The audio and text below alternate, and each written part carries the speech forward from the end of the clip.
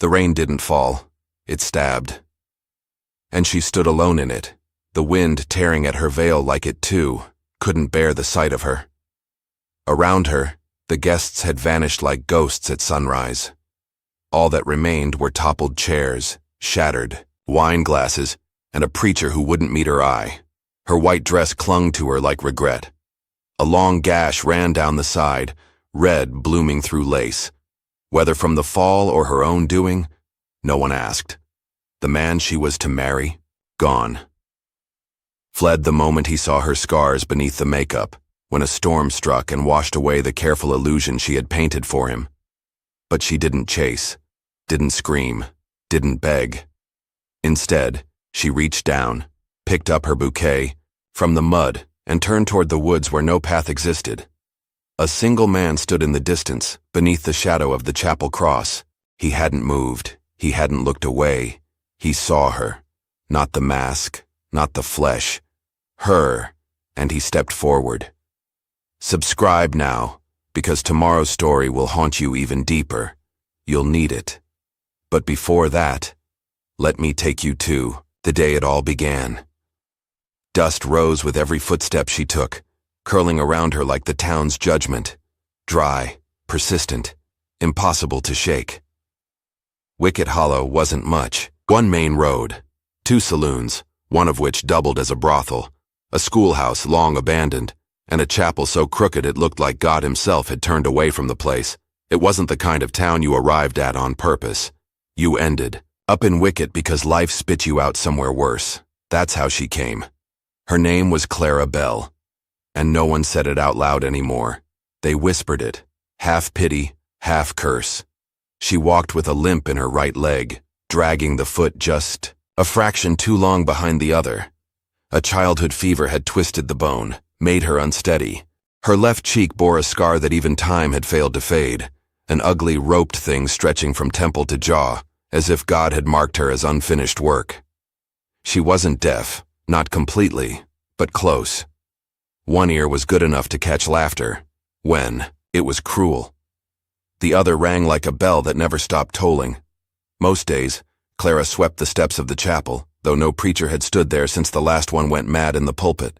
She did it for the quiet. The sweeping let her pretend she was brushing away more than just dust, maybe old memories, maybe names she no longer wanted to remember. Children weren't told to avoid her, but they did. Dogs barked when she passed. And the women? They clutched their husbands just a little tighter. She'd once been engaged. A long time ago. A boy named Ellis from the next town over. Soft-spoken, good-hearted.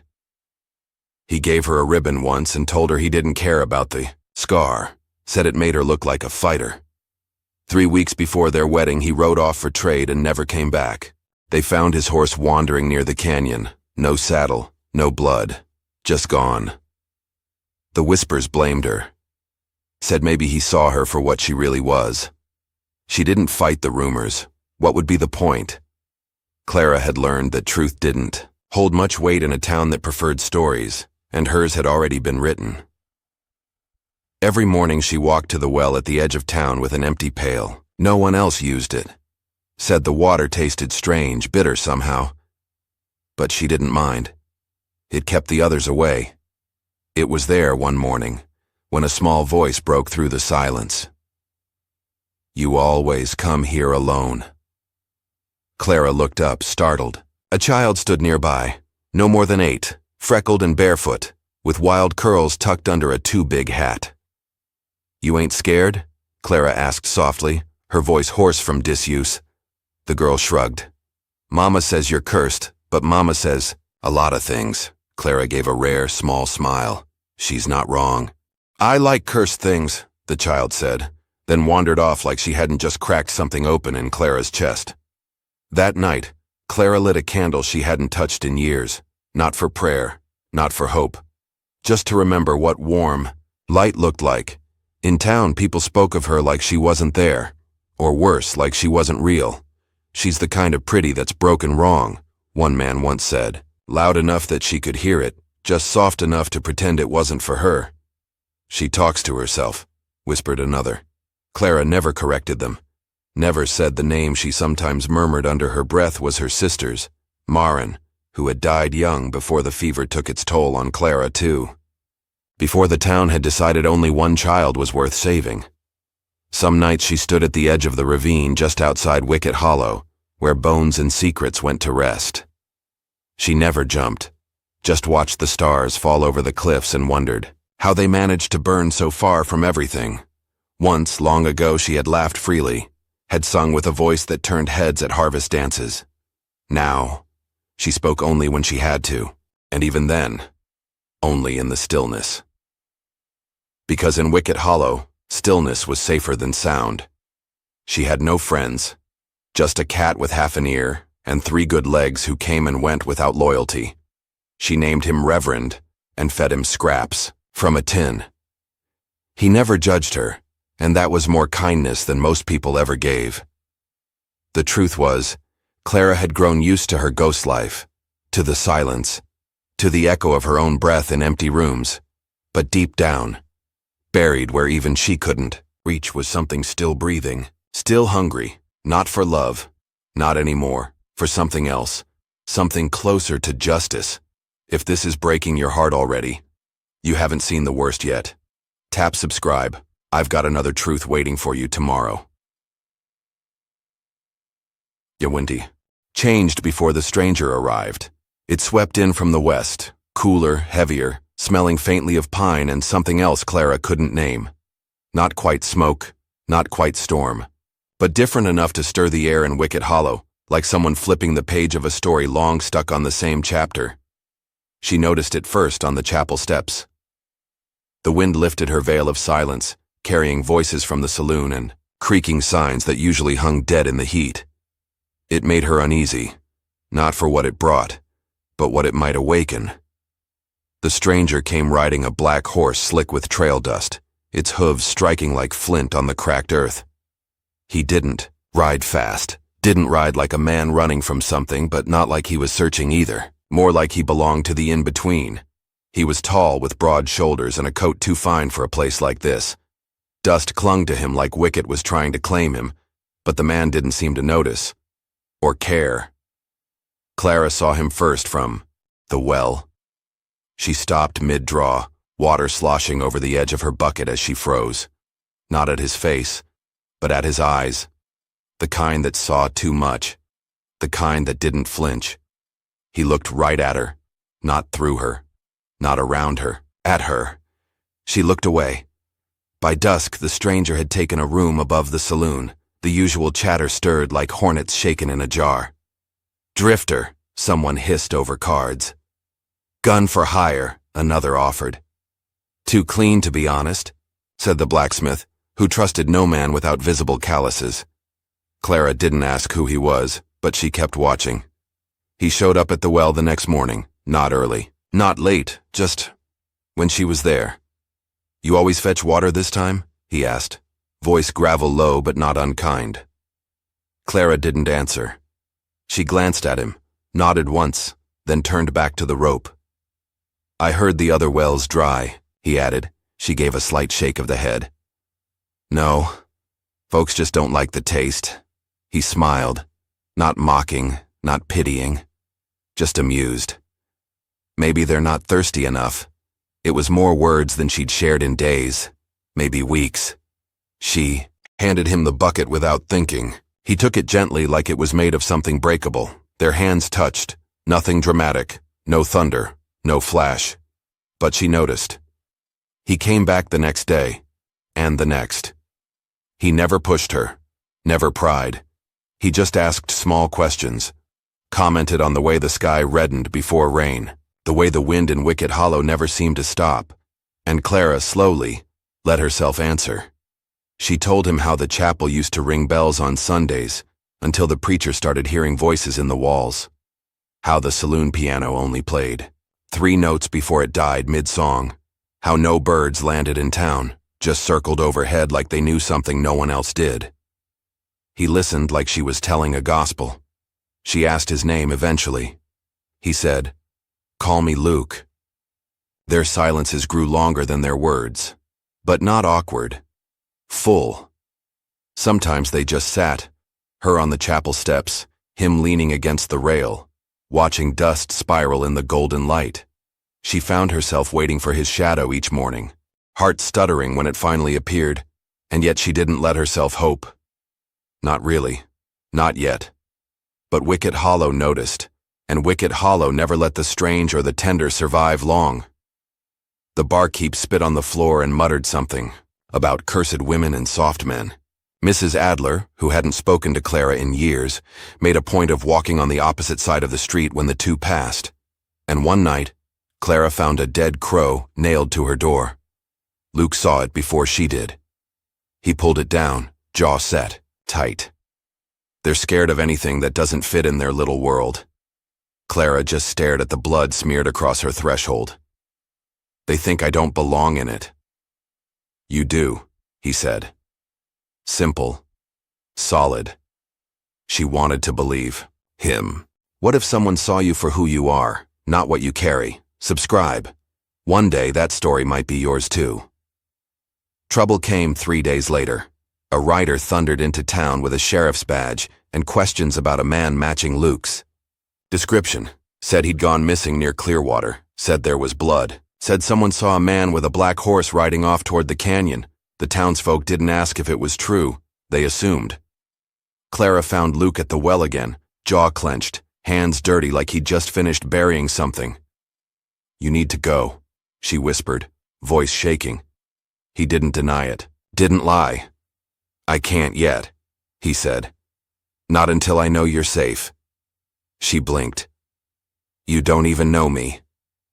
I know enough, he said. I see what they don't, what they refuse to. She stared at him a long moment, then stepped back. Then look at me, she said. She pulled the scarf from her face, let the morning sun fall on the jagged scar. He didn't look away, didn't flinch. He stepped closer, and with a hand calloused and kind, he brushed a strand of hair from her face. I said I see you, he repeated, and for the first time in years she believed someone might mean it. But shadows were gathering. The wind wasn't just shifting, it was warning, and the past, both theirs, was galloping closer with every heartbeat. Clara didn't know if he would run, didn't know if she should trust. But when the sun dipped low and painted Wicket Hollow in gold and fire, she stood beside him, and that, for now, was enough.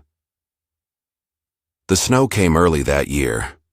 Wicket Hollow, which hadn't seen a white winter in nearly a decade, woke to drifts that blanketed the saloon steps and buried the chapel fence. The wind was sharp enough to draw blood, and the cold crept through walls like a ghost returned for unfinished business. Clara knew the weather was a bad omen. She felt it in her bones, in the limp that ached more fiercely than usual. Even Reverend, her three-legged cat, had vanished days ago, as if he sensed the shift before she did. It started with whispers, then stares, then silence. Too much of it. Something was brewing. Luke had been gone for 2 days. Said he was headed to the ridge to check on something. Didn't explain what. She didn't ask. Wasn't sure she had the right. Still, she felt his absence like a bruise. The invitation came with the dusk. A folded piece of paper slipped beneath her door, scrawled in harsh, hurried ink. The chapel. Come alone. Midnight. She knew better, but curiosity, or maybe hope, made fools of the broken-hearted. She wrapped her coat tighter and went. The chapel was dark, cold. The pews creaked like they remembered pain. Clara stepped inside cautiously, the only sound her boots, crunching ice crust near the door. Then the doors slammed behind her. A hand struck her from the left, open palm, forceful, meant to humiliate. Her head snapped sideways, cheek stinging. Laughter echoed from the shadows. 4 men stepped forward, and Key recognized them all. Cole, the sheriff's cousin. Malcolm, who lost a farm to Frost. Lenny, whose brother once begged her for love. And Reverend Halston, who used to preach sermons until the voices in the walls grew louder than God. Town's got rules, Cole sneered. And you've been. Breaking 'em. I haven't. You think you're better than us? Lenny spat. Think your little limp and scar give you the right to sympathy? She's cursed, Reverend muttered. Draws trouble like flies to rot. They circled her. Where's your ghost lover now? Malcolm grinned. Gone, huh? Took one look at your real face and ran. She didn't speak, didn't cry. But her silence only made them angrier.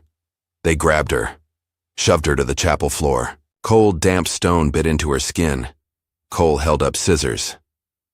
We're gonna fix you, he said. They didn't cut her, but they cut her hair. Fistfuls of it. Long chestnut waves torn away like sins being purged. By the end, her scalp was raw. Her pride gutted, her coat soaked from melted snow tracked in on their boots. Then they left her.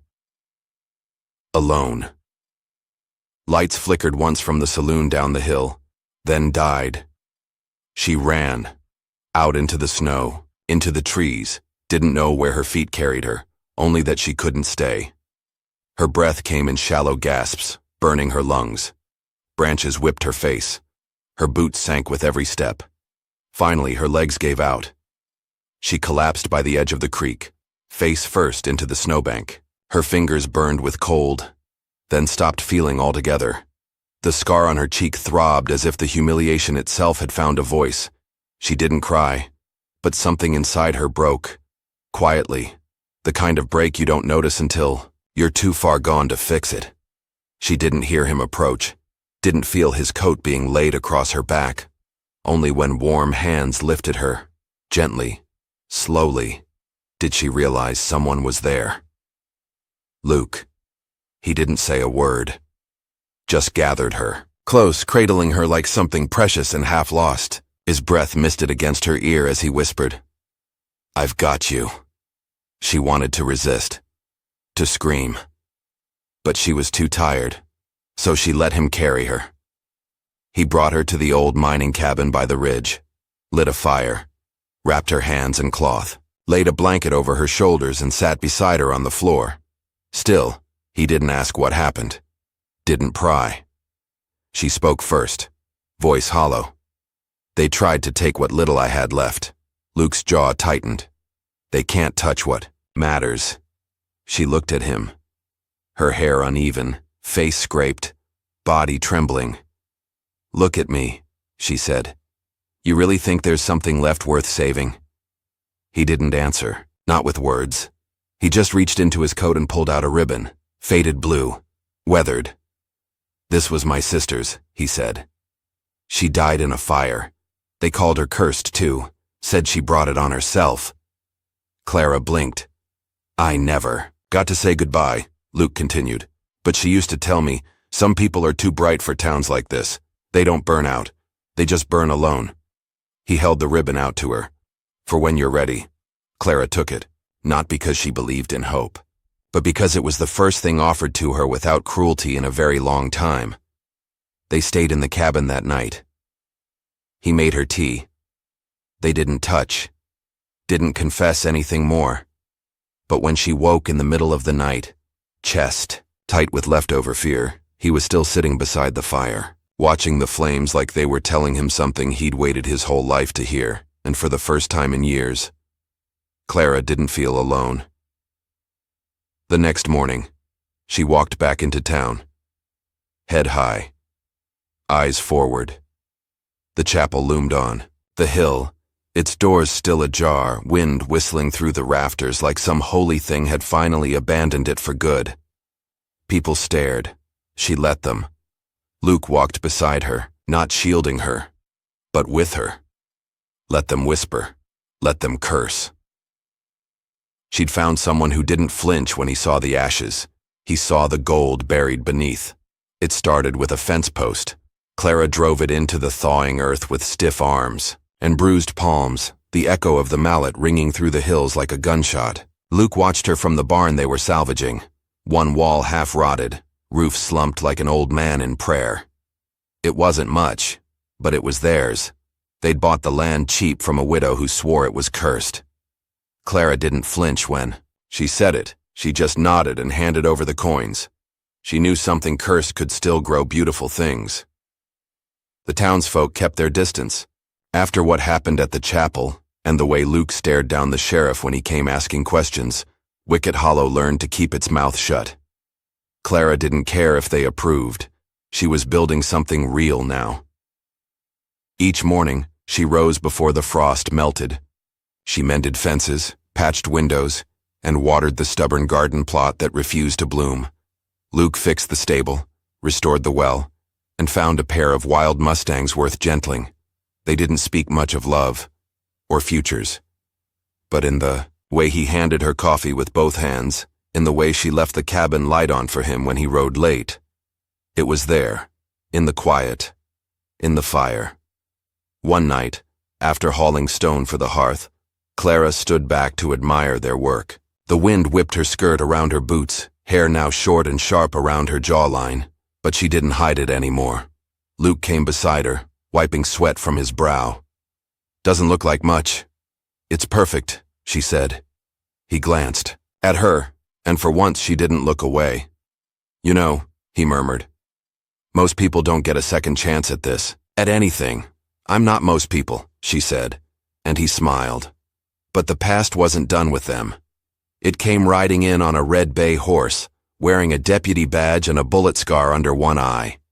His name was Rourke. Luke tensed the moment he saw him.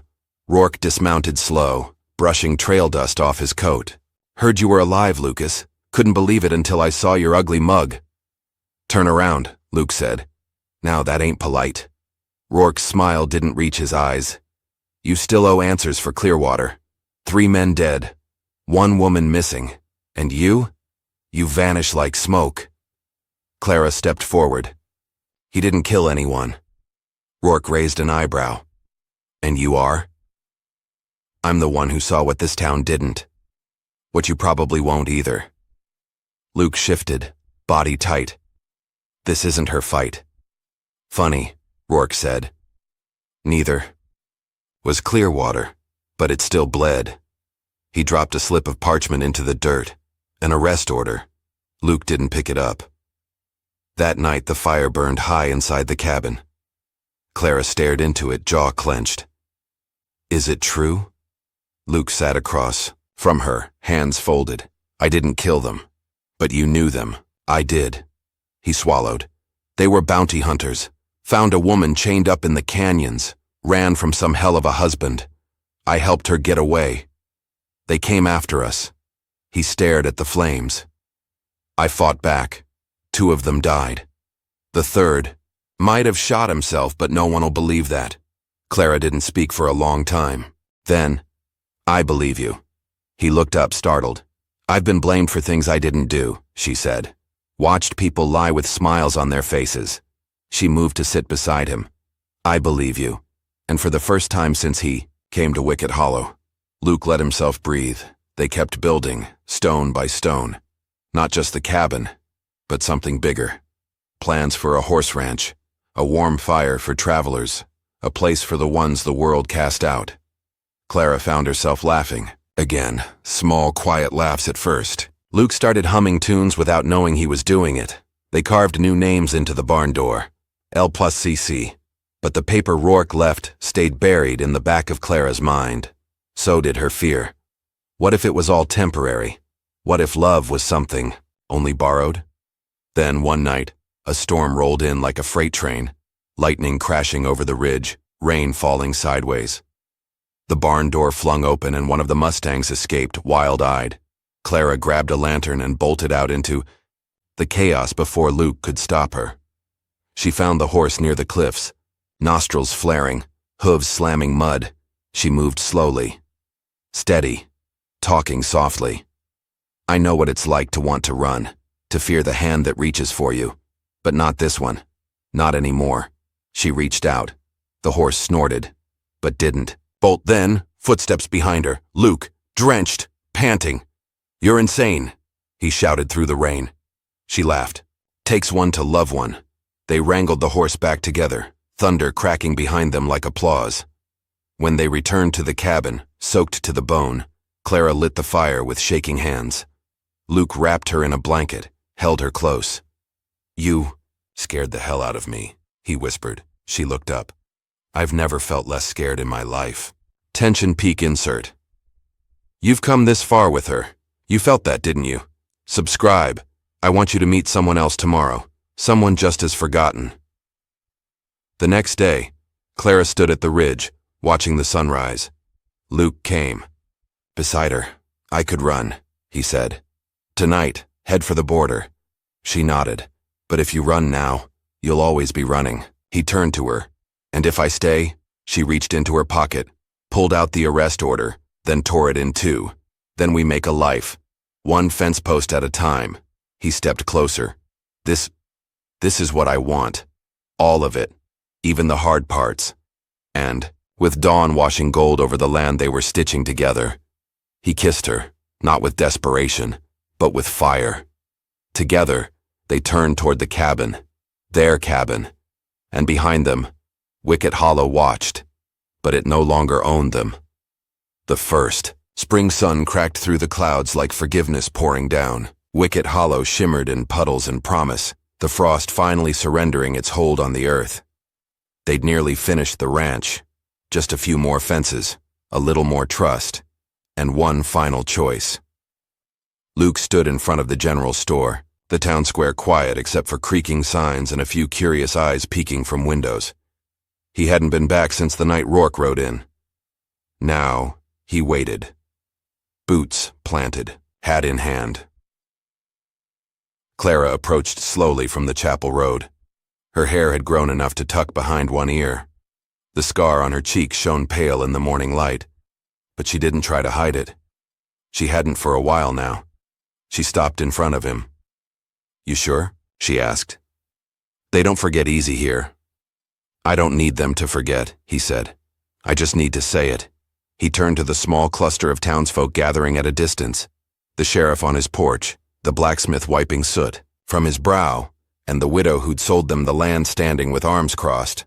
Luke raised his voice. Name's Lucas Miles. Some of you know what they said I did. Some of you don't care. But what you all need to know is this. He took Clara's hand. She saved me. Not the other way around. She gave me a reason to stay. To build something real. And I'd rather be hated with her than praised without. A hush fell. Then a slow, reluctant nod from the blacksmith. And the widow. She tipped her chin. That was enough. They married under the sycamore tree just beyond the ranch.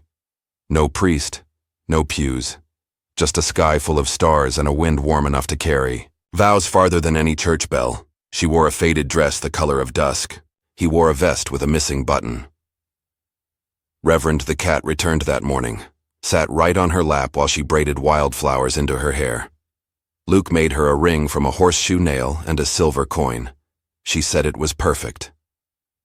Later that year, the ranch saw its first traveler, a woman with a broken wagon and a story behind her eyes. Clara helped her fix the wheel, fed her stew, and let her stay the night in the barn. When the woman left, she cried. Clara didn't ask why. She just held her hand as she did.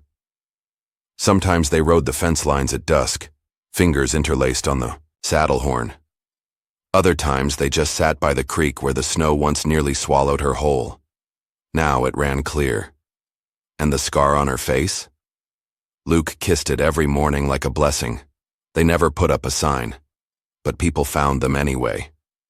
Widows, runaways, lost girls with burned letters in their coat pockets, men who limped too much to run anymore. They came in twos, in threes, and Clara welcomed them with warm bread and warmer eyes. One autumn evening, as the wind bent the grass and painted the hills gold, Luke found her sitting by the fire with a child in her arms. Not hers, not yet. But the girl had no name. So Clara gave her one. Ivy. For something that grows where no one expects it to. She tucked the girl close and whispered, "You're safe now." Luke stood behind her, hand resting on her shoulder. He didn't say a word. He didn't need to. Closing lines. She was never a curse. She was someone's miracle all along. Subscribe, and let me introduce you to the next miracle tomorrow.